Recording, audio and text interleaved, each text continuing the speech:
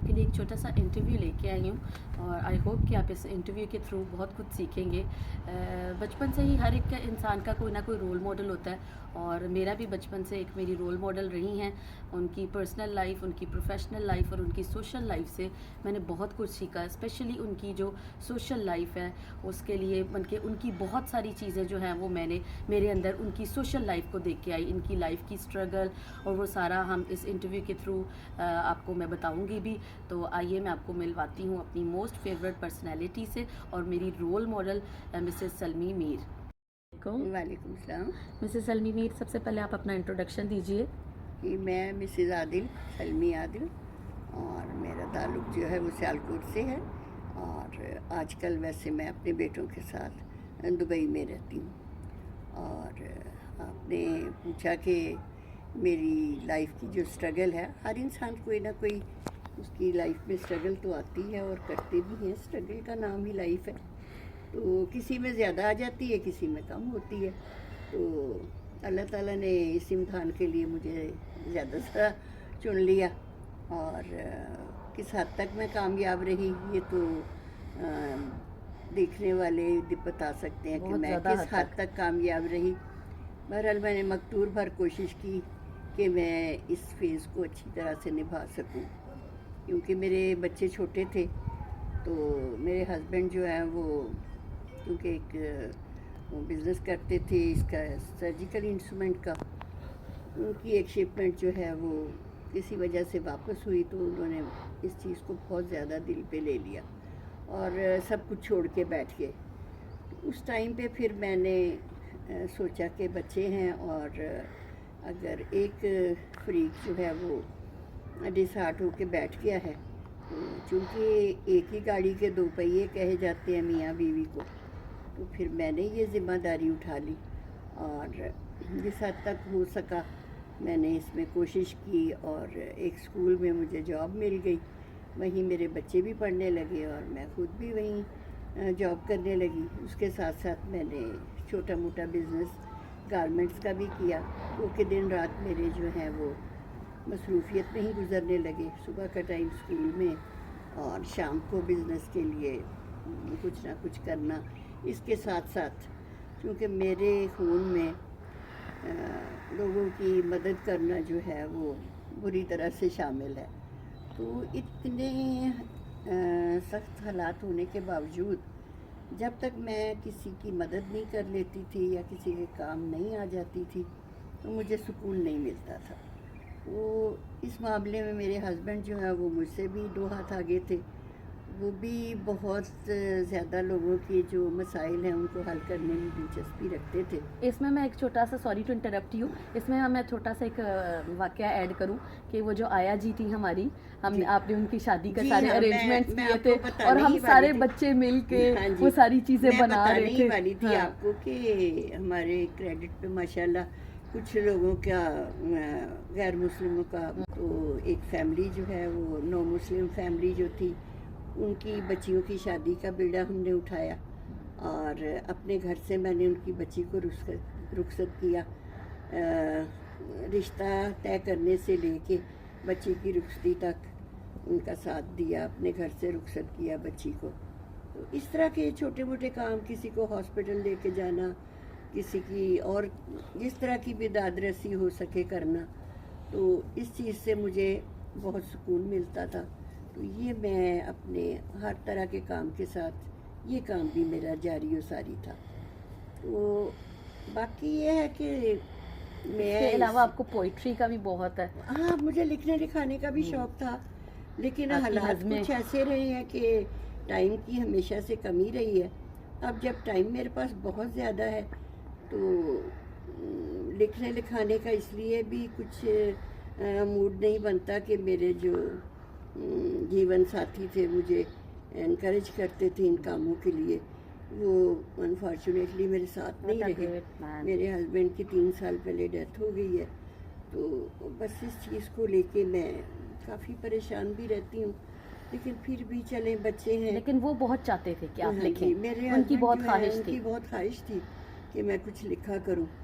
تو جو معاشرے کی کوئی डूबती हुई जो सुलगती हुई जो मसाइल हैं उन पे लिखूं कुछ और उनका इजाला भी किया जाए। लेकिन कोशिश कर रही हूँ कि उनके कहे हुए पे मैं कर सकूँ ये सारा काम। तो इंशाल्लाह अगर ज़िंदगी ने सेहत ने इजाज़त दी तो मैं उनकी ये ख्वाहिश ज़रूर पूरी करूँगी। हाँ, एक बात है कि जब मैं स्ट्रगल मेरी लाइफ में बहुत ज़्यादा थी, मुझे काम के साथ साथ सोशल वर्क के लिए भी घर से निकलना पड़ता था, तो मैं अपनी एक फ्रेंड का जिक्र ना करूं तो वो ज़्यादती होगी, क्योंकि मेरे जो तीनों बच्चे हैं वो मैं उनके पास छोड़ के तो बड़े इत्मीनान से कहीं भी जा सकती थी। वो मेरी दोस्त जो हैं अब भी लाहौर में मुकीम हैं, जनरल साहब हैं, उनकी मिसेज़ हैं मिसेज़ ज़ाहिदा जावेद। उनकी मैं हमेशा से शुक्रगुज़ार रहूँगी कि वो मेरे बच्चों को बिल्कुल अपने बच्चों की तरह रखती थी। ये काम के साथ साथ सोशल वर्क के लिए भी घर से निकलना पड़ता था, तो मैं अपनी एक फ्रेंड का जिक्र ना करूं तो वो ज़्यादती होगी, क्योंकि मेरे जो तीनों बच्चे हैं वो मैं उनके पास छोड़ के तो बड़े इत्मीनान से कहीं भी जा सकती थी। वो मेरी दोस्त जो हैं अब भी लाहौर में मुकीम हैं, जनरल साहब हैं, उनकी मिसेज़ हैं मिसेज़ ज़ाहिदा जावेद। उनकी मैं हमेशा से शुक्रगुज़ार रहूँगी कि वो मेरे बच्चों को बिल्कुल अपने बच्चों की तरह रखती थी, तो मैं इत्मीनान से जाके बाहर के काम कर सकती थी। अगर वो मेरे साथ ये ताउन ना करती तो मेरा ख्याल है कि मैं फिर फील्ड में कोई काम नहीं कर सकती थी। ये उनकी बड़ी मेहरबानी है और अल्लाह ताला उन्हें जज़ा दे इस चीज़ की कि लोगों के ताउन से ही ज़ाहिर है काम बंदा कर सकता है। बाकी ये है कि मैंने उस टाइम पे मुझे हेल्प करने के लिए काफ़ी लोग थे जब मैं क्राइसिस में थी, लेकिन मैंने किसी की हेल्प कबूल नहीं की, इसलिए कि मैं समझती थी कि मेरे बच्चे जब ज़रा बड़े होंगे तो उनमें कोई कॉम्प्लेक्स ना आ जाए, वो इन लोगों के सामने अपनी नज़रें नहीं उठा सकेंगे इनकी। लिहाजा मैंने जो मेरे वसाइल थे उसी में मैंने अपने बच्चों की परवरिश की और अल्लाह का शुक्र है इस वक्त मेरे तीनों बच्चे माशाल्लाह कामयाब हैं अपने अपने घरों में। मेरे बेटों से ज़्यादा प्यार करने वाला दामाद, बेटियों से बढ़ के मेरी बहुएं। अल्लाह ताला ने मुझे सारे मसाइल से निकाल के, आप जैसी सास हो तो फिर मुश्किल होती भी नहीं है ना। बस अल्लाह ताला का इनाम है मुझ पे। कि उसने किस तरह बहुओं के साथ रहना, वो भी हाँ आपसे जी। एक सीखने वाला एक पूरा एक बुक बस है ये वो है भी। कि बहुओं को अगर इंसान बेटियां समझ लेना तो कोई मुश्किल नहीं रहती।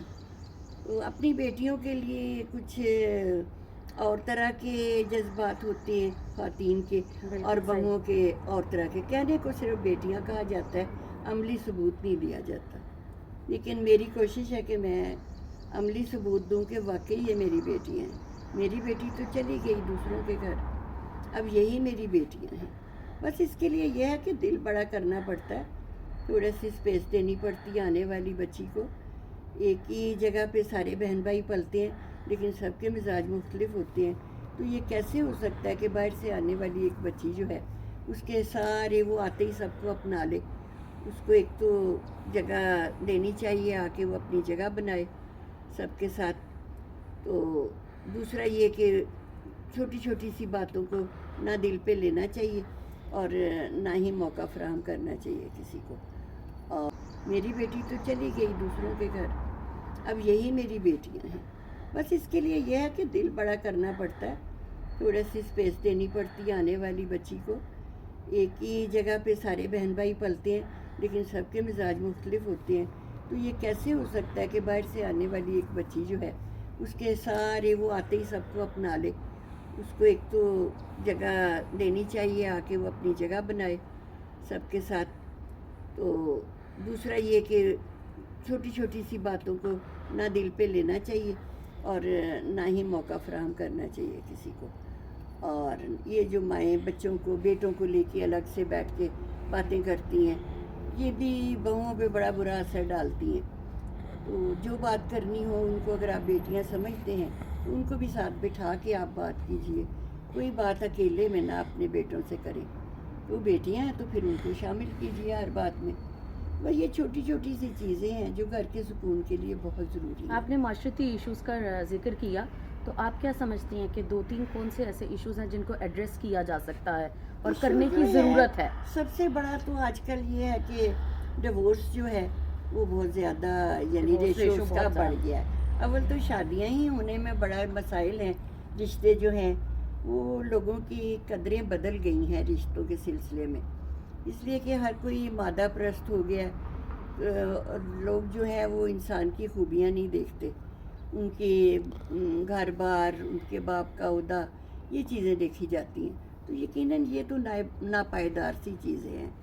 تو اگر آپ انسان کو پرکھیں، انسان کو انسان سمجھ کے لے جائے تو میرا خیال ہے آپ کی بھی زندگی آرام سے گزرے اور بچی کی بھی. بالکل ایسا. اور طلاق کا ریشو جو ہے میں سمجھتی ہوں کہ اس لیے بھی زیادہ ہے کہ آج کل بچیاں زیادہ پڑھ لکھ گئی ہیں، وہ اپنے قدموں پہ کھڑی ہو گئی ہیں. وہ سمجھتی ہیں کہ شادی جو ہے وہ صرف اس لیے ہے کہ ان کو کیا ان کے والدین ان کو 2 وقت کی روٹی نہیں دے سکتے تھے.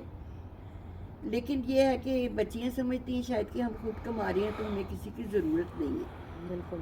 یہ شادی جو ہے یہ ایک الگ چیز ہے، اس سے کھانے پینے سے یا آپ کی کوئی بھی ریکوائرمنٹ ہے اسے پورا کرنے کے لیے نہیں ہے صرف. آپ نیو جنریشن کو کوئی میسج دینا چاہیں؟